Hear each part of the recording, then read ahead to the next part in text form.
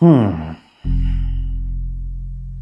सबसे पहले आप दोनों मुझे ये बताइए कि मैं कौन हूं। जी, माननीय न्यायाधीश, और ये कौन है?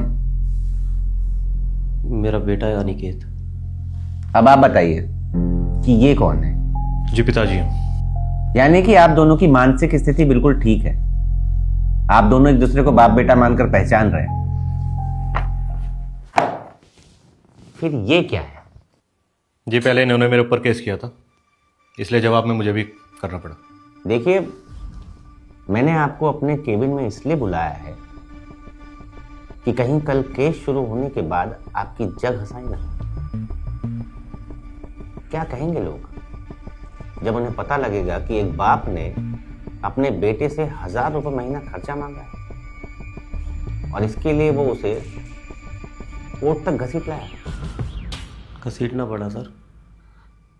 अब चाहे जगह सही हो चाहे कुछ, मुझे 1000 रुपये महीना इससे चाहिए ही चाहिए। और वो भी एक किश्त में नहीं, 500 रुपये करके हर 15 दिन में। देखा सर आपने, बात 1000 रुपए की नहीं है, बात है इनकी जिद की। पता नहीं क्यों ये मेरी और मेरी पत्नी की खुशियों के पीछे पड़े हुए हैं। 5 साल हो गए हम अलग हुए, फिर भी ये पीछा नहीं छोड़ रहे हमारा। अच्छा, इसका मतलब है कि ये तुम्हारे साथ नहीं रहते, अलग रहते? जी सर, मैं अपने पुराने फ्लैट में अकेला रहता हूँ और कुछ समय पहले इसने अपना घर बनाया था, तो अपना परिवार लेके ये वहाँ शिफ्ट हो गया। और 1000 रुपये से आपका घर खर्च चल जाएगा? जी, 22,000 रुपये मेरी पेंशन भी आती है।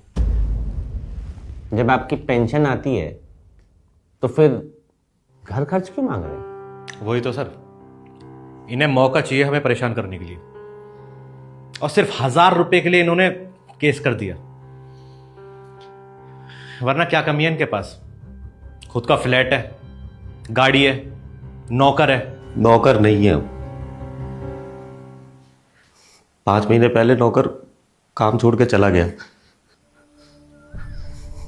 कभी तूने मेरी खबर ली हो तो पता चले ना। तो क्या हो गया, 8-10 हजार रुपए में नौकर मिल जाएंगे और फिर भी इनके पास घर खर्च के लिए बहुत पैसे बचेंगे। तू कुछ भी कहता रहे, मैं तेरा बाप हूं।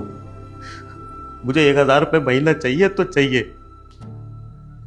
वो भी 500 रुपये करके महीने पे 2 बार।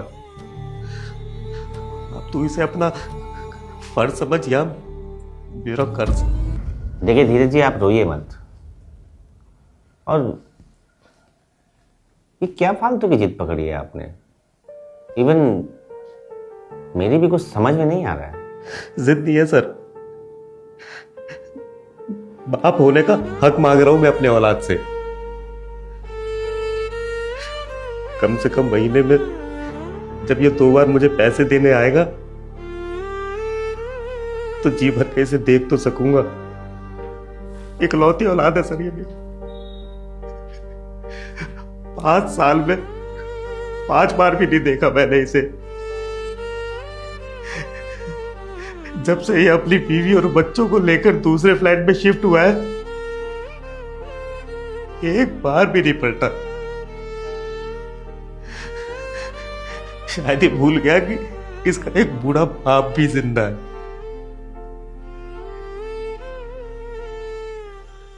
पैसे देने के बहाने कम से कम इसे ये तो खबर रहेगी ना कि उस फ्लैट पे इसका बूढ़ा बाप जिंदा है भी कि मर गया। अभी सर कुछ दिन पहले हमारी बिल्डिंग में एक बुजुर्ग आदमी की बॉडी मिली। पता नहीं कितने महीने से सड़ रही थी। क्यों? क्योंकि उसकी खुद की औलाद और बहू विदेश में रहते हैं। मैं नहीं चाहता सर कि मेरे हालात भी ऐसे हो। इसीलिए 1000 रुपये महीना मुझे अपने औलाद से चाहिए ही चाहिए।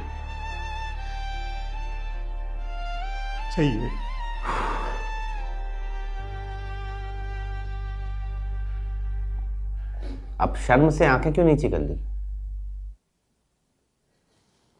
चुल्लू भर पानी में डूब मरना चाहिए तुम्हें।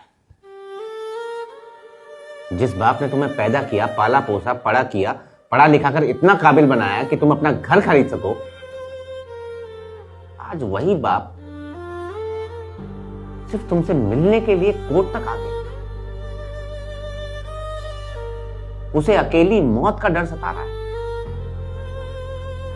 शर्म आनी चाहिए तुम्हें, और शर्म आनी चाहिए तुम्हारी जैसी संतानों को। आप सही कह रहे हो सर, गलती मुझसे हुई है, बहुत बड़ी गलती हुई है।